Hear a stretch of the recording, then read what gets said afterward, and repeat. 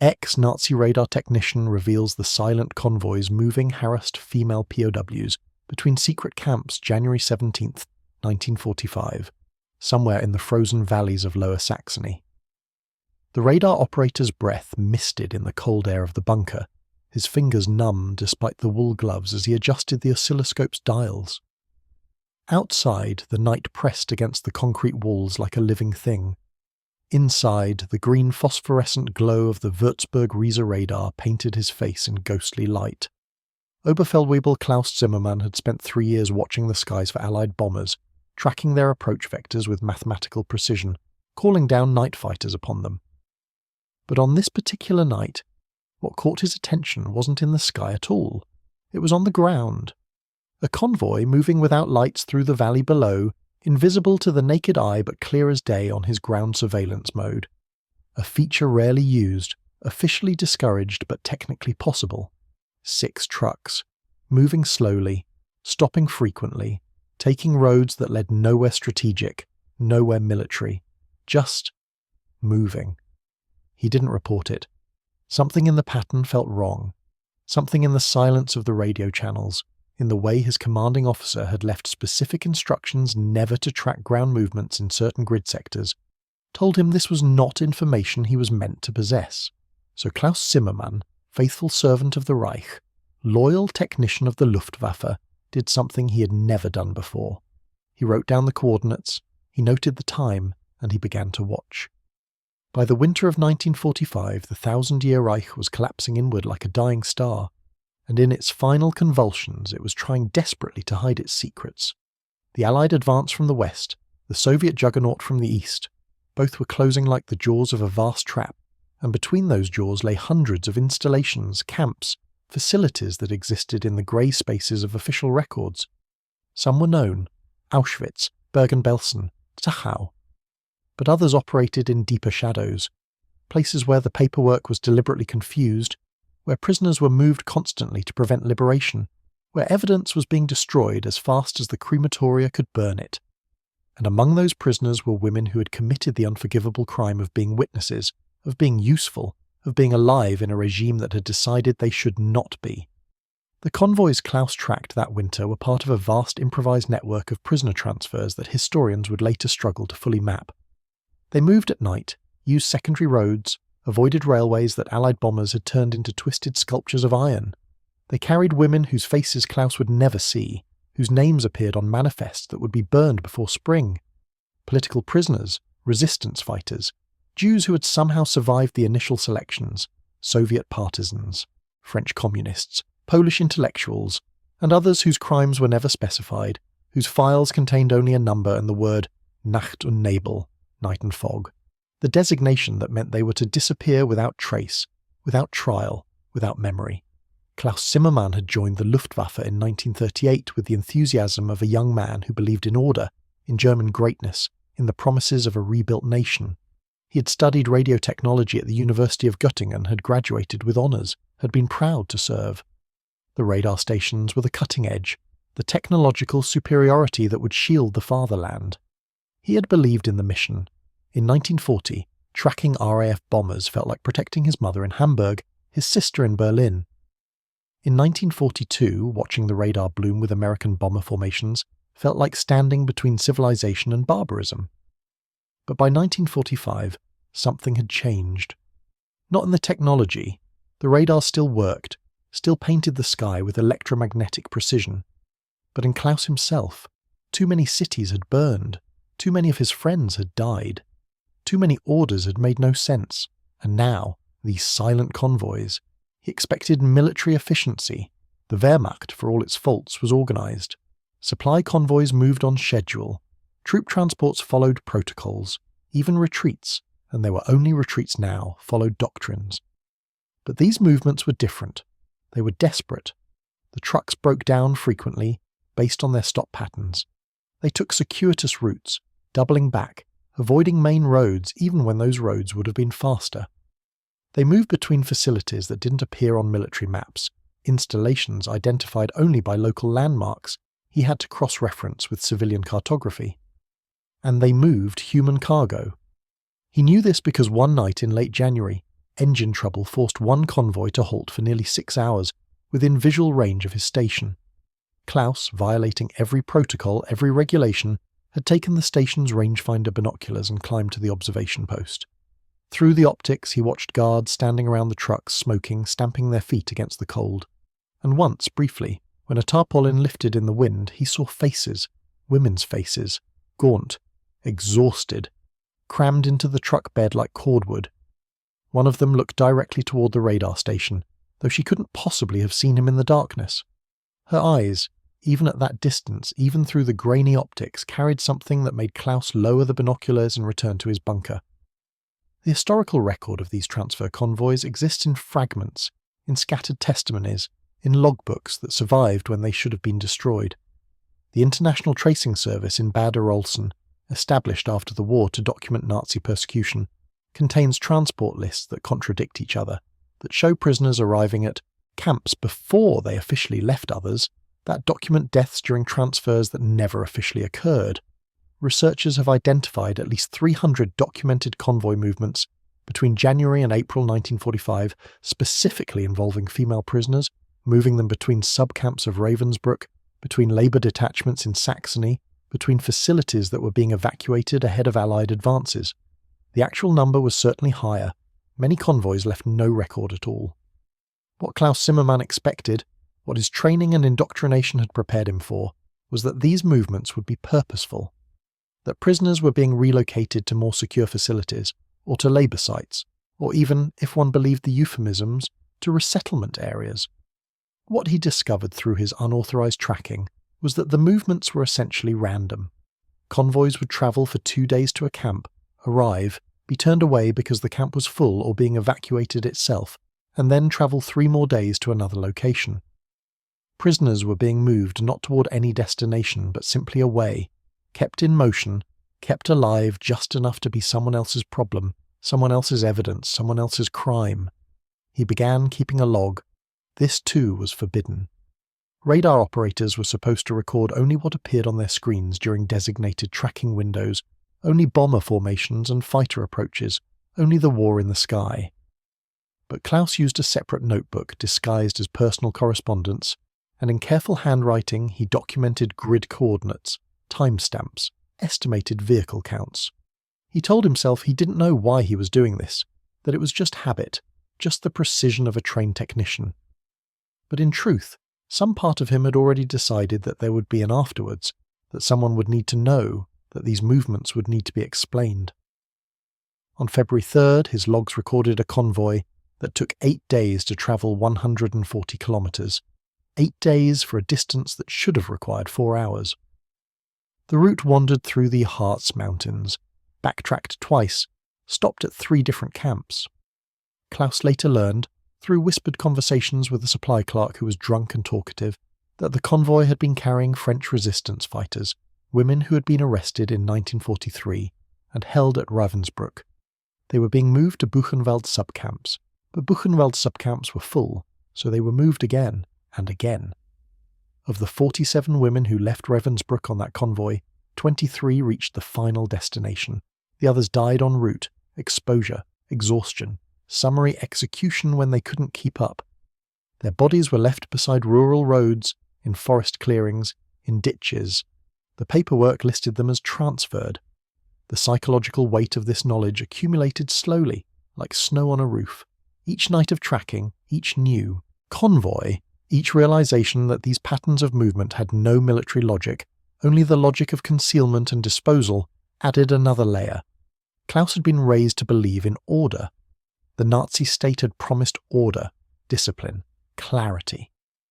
The propaganda had always emphasized German organizational superiority, the efficiency of the system, the rational management of national resources. Even the camps in the sanitized official descriptions were orderly. Work camps, protective custody, necessary measures handled with Prussian efficiency. But what Klaus was witnessing through his radar screen and his secret observations was chaos wearing the costume of order. It was systematic only in its cruelty, organized only in its determination to erase evidence. The symbolic object that haunts Klaus's testimony, given 30 years later to a graduate student researching Luftwaffe complicity, is the rubber stamp. He mentions it 17 times in his recorded interview. The rubber stamp that appeared on transfer orders, that appeared on manifests, that appeared on documents routing these convoys. It bore the Nazi eagle and the words Geheim und vertraulich, secret and confidential. Every piece of paperwork associated with these movements bore that stamp, as if secrecy itself was the point, as if the stamps could render invisible the trucks grinding through frozen mud, the women dying in the cold, the expanding radius of complicity that included radar operators who watched and said nothing.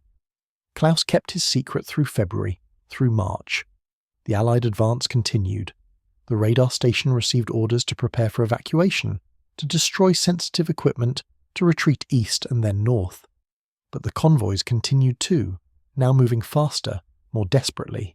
Some no longer used trucks but rail cars, ancient rolling stock pressed into service as the transportation network collapsed. Klaus tracked one such movement in late March, a train that appeared on his ground surveillance radar travelling at 15 kilometers per hour, stopping every few hours, taking a week to cover distance that should have required a day. He learned later it was carrying women evacuated from subcamps near Leipzig, moved north toward Ravensbrück, then diverted east, then north again, a wandering path that followed no logic except avoiding the advancing Soviet and American armies. What changed Klaus Zimmermann? He would struggle to articulate this in his post-war testimony. There was no single moment, no dramatic revelation. He had known about the camps in an abstract way. Most Germans did by 1945, even if they didn't speak of it, even if they told themselves they didn't know the details. But knowing abstractly and tracking the actual movements, night after night, watching the dots on the radar screen that represented truckloads of dying women was different. It was the difference between hearing about a fire and feeling its heat. The difference between reading casualty, statistics and seeing the body. On April 4, 1945, Klaus's radar station received its final order to evacuate. The Americans were 40 kilometers away. The station's Würzburg-Ries radar, that marvel of German engineering, was to be destroyed with thermite charges. All logs were to be burned, all equipment rendered unusable. The crew was to report to a rally point 30 kilometers north and await further orders. Klaus spent the afternoon of April 4th preparing the demolition charges, wrapping thermite grenades around the radar's receiver unit, setting timed fuses, and then, before he lit them, he removed his secret notebook from his personal kit, wrapped it in oilcloth, and buried it in a tobacco tin beneath a marker stone 40 meters from the bunker entrance. He noted the position carefully in a letter he wrote to his sister, using a family code about their grandmother's garden. The letter survived. The notebook survived. Klaus survived. The historical evidence that corroborates Klaus's testimony emerged slowly over decades. In 1947, the Nuremberg trials documented some of the death marches and evacuation transports, but focused primarily on the camps themselves, on the systematic murder, on the gas chambers and crematoria. The prisoner movements, the desperate shuffling of human evidence between facilities, received less attention. It wasn't until the 1960s and 70s, when a new generation of historians began interviewing survivors and examining captured documents more systematically, that the full scope of these transfers began to emerge. The International Tracing Service, working with survivor testimony, mapped routes that exactly matched Klaus's radar logs. Dates aligned, locations correlated. The notebook he had buried became a key piece of evidence in a 1978 legal proceeding against a camp administrator. The women on those convoys, those who survived, carried their own testimonies forward. Germaine Tillion, the French ethnologist who survived Ravensbrück, documented in her memoir, Ravensbrück, an eyewitness account of a women's concentration camp. The chaos of the 1945 evacuations, the transfers that moved prisoners in circles, the sense that the SS had no plan except to prevent liberation and avoid accountability. She described convoys where women died standing up because the trucks were so crowded, where guards would shoot anyone who fell behind during forced marches, where the destination changed daily based on which Allied army was closest. Her account, published in 1946, provides the view from inside the trucks that Klaus Zimmermann tracked from his radar station. The transformation in Klaus's perception was not a rejection of everything he had believed, but rather a terrible clarification. He had believed in German greatness, and German greatness had led to this. He had believed in order, An order had become this machinery of death. He had believed in following orders, and following orders meant watching the radar. Screen while women died in the cold. The cognitive dissonance was not sustainable. Something had to break, either his sanity or his loyalty. He chose loyalty. It broke quietly, privately, marked only by a buried notebook and a decision not to report what he saw. After the war, Klaus Zimmermann returned to Göttingen, completed his doctorate in electrical engineering, and spent 30 years teaching at the Technical University of Munich. He married, had children, built a career. He did not speak publicly about his wartime service until 1975, when a graduate student researching Luftwaffe ground surveillance capabilities contacted him. The interview that resulted is preserved in the university archives. Klaus's voice on the tape is steady, methodical, professional. The voice of a man who had spent 3 decades learning to speak about things he once could not speak about at all. He died in 1984, and his obituary in the local paper mentioned his contributions to radar technology, but nothing about the war. The convoys Klaus tracked have largely faded from popular memory of World War II. They lack the dramatic clarity of D-Day invasions or the visceral horror of gas chambers. They're complicated, messy, hard to summarize in textbook paragraphs or documentary segments. But they represent something essential about the nature of Nazi crimes, not just the planned industrial murder, but the chaotic, improvised cruelty at the system's collapse. The decision to keep moving prisoners rather than release them, to let them die in transit rather than leave them alive as witnesses, to maintain the machinery of persecution even as the state itself disintegrated. The recurring image in Klaus's testimony, beyond the rubber stamp, is the radar screen itself. That green glow, those sweeping lines, those dots of light that represented in clean electronic abstraction human suffering. Modern warfare's promise was precision, was distance, was the ability to wage war cleanly through technology. The radar operator tracked targets without seeing faces, without hearing screams, without smelling death. It was sanitized, professional, scientific. But the same technology that tracked bombers could track convoys. The same detachment that made bombing raids psychologically possible made observation of atrocity psychologically survivable. Klaus could watch the screen. He couldn't have watched the trucks. This is perhaps the larger truth that Klaus's story reveals, that complicity in the Nazi system was made possible not by exceptional evil but by ordinary distance, by radar screens and rubber stamps, by paperwork and protocols, by the ability to fragment responsibility until no one person felt fully accountable. Klaus was not a camp guard. He did not shoot anyone. He did not design the system. He simply operated a radar and watched the screen, and yet his watching was part of the machinery. His silence was part of the system. His careful technical precision made the network of death slightly more efficient. The women on those convoys, the ones who survived long enough to be liberated, who lived to testify, who carried their memories forward into the post-war world, describe something that Klaus's radar screen could never show. They described the sound of the truck engines grinding in low gear through mountain passes, the cold that seeped through inadequate clothing until it lived in the bones, the taste of snow they melted in their mouths because there was no water, the smell of dysentery and death in the crowded truck beds, the peculiar intimacy of dying together, of holding a stranger's hand in the dark because you were both human, and that was all that remained. They described the transformation that occurred in those trucks, where ideology and nationality and politics fell away, and there was only the basic animal fact of survival, of breath, of one more minute of existence. And they described the strange, terrible realization that the guards themselves seemed lost, that the SS men and Wehrmacht soldiers accompanying the convoys often had no clear orders, no final destination, no plan beyond keeping the prisoners away from the Allies. Some guards would disappear in the night, abandoning their posts, changing into civilian clothes and vanishing into the chaos of collapsing Germany. Others became more vicious, as if the loss of structure removed the last constraints on their cruelty. And others, a few, became almost human, sharing water they shouldn't share, looking away when they should have been watching, making small gestures that meant nothing and everything. Klaus never met any of the women he tracked. He never knew their names, never heard their stories firsthand. But in 1978, when his testimony helped convict a camp administrator who had organized some of those convoys, several survivors attended the trial. Klaus was there too, called as an expert witness to explain his radar logs and confirm dates and routes. During a recess, one of the survivors, a Polish woman named Zofia, who had been transferred 3 times in early 1945, approached him. She didn't speak German well, and Klaus didn't speak Polish, but she took his hand and held it for a long moment, and Klaus understood that she was thanking him. Not for stopping the convoys, which he hadn't, not for saving lives, which he hadn't, but for remembering, for keeping the record, for making it possible to say later that it had happened, that the routes were real, that the dates were documented, that the chaos had a pattern.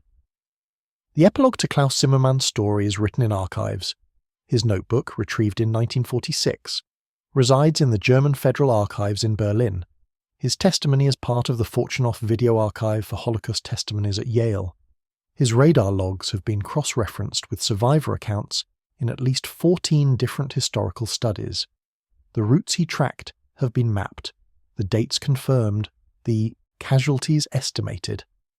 What began as one man's private act of documentation has become part of the larger architecture of memory, the way we know what we know about this period. But there's a deeper epilogue, one that extends beyond archives and testimony. It lives in the questions Klaus's story raises about complicity and responsibility, about the small decisions that accumulate into catastrophe, about the watchers who watch and do nothing. Klaus Zimmermann was not a hero. He never claimed to be. He did not resist. He did not sabotage. He did not risk his life to save anyone. He simply watched and remembered and eventually spoke. Is that enough?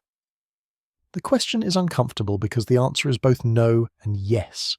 No, it wasn't enough to stop the convoys or save the women. Yes, it was enough to preserve the truth against the deliberate machinery of forgetting. The freedom that the Allied armies brought to Germany in the spring of 1945 was not just freedom for the prisoners in the camps. It was also, in a sense, freedom for Germans like Klaus. Freedom from the obligation to pretend, to deny, to swallow the cognitive dissonance. The freedom to excavate a buried notebook and say, "This happened, and I was there, and I watched." That freedom came at the cost of confronting complicity, of acknowledging that watching was itself a form of participation, of living with the knowledge that precision and professionalism and technical expertise had all been in service of atrocity. The abundance that American forces brought, the food, the medical supplies, the organization that actually functioned to preserve life rather than destroy it, stood in stark contrast to the chaos Klaus had witnessed in those final months. When he encountered American soldiers in April 1945, what struck him most was their casualness, their assumption that of course you would feed prisoners, of course you would provide medical care, of course you would keep records for purposes of justice rather than concealment. It was an abundance not just of material resources but of a fundamentally different moral framework, one where human life was the default value to preserve rather than the problem to eliminate. In the end, Klaus Zimmermann's testimony is a story about distance collapsing. The distance the radar screen created, the distance ideology created, the distance that made atrocity possible, all of it eventually collapsed into the unavoidable proximity of truth. He watched the screen and eventually had to acknowledge what the screen was showing him. He kept the records and eventually had to speak what the records meant. He served the system and eventually had to confront what the system was. The silent convoys continued moving until the very end, until liberation made movement impossible, until there was nowhere left to move the prisoners except into the hands of Allied forces. Some women were freed by American troops, some by British, some by Soviets, and some died in the final days, in the final hours, victims of a system that persisted in its cruelty even as it collapsed. Klaus's radar tracked them as far as he could, until his station was evacuated, until the equipment was destroyed, until the war ended and the tracking stopped. But the tracking, in another sense, never stopped. It continued in archives and testimonies, in trials and historical studies, in the work of remembering that Klaus Zimmermann's buried notebook made possible. The green glow of the radar screen faded, but the pattern it revealed remains, a map of cruelty and chaos, of decisions made and not made, of watching and witnessing and finally, decades later, speaking. The truth about freedom, about abundance, about the difference between systems that value human life and systems that instrumentalize it, is written in those convoy routes, in the distance travelled to nowhere, in the women who died between camps that were being evacuated to camps that were already full, in the guards who followed orders that made no sense except as exercises in cruelty, and in the radar operator who watched, who recorded, who buried the evidence, and who lived long enough to retrieve it and say, "This happened. I was there. I watched the screen, and this is what I saw."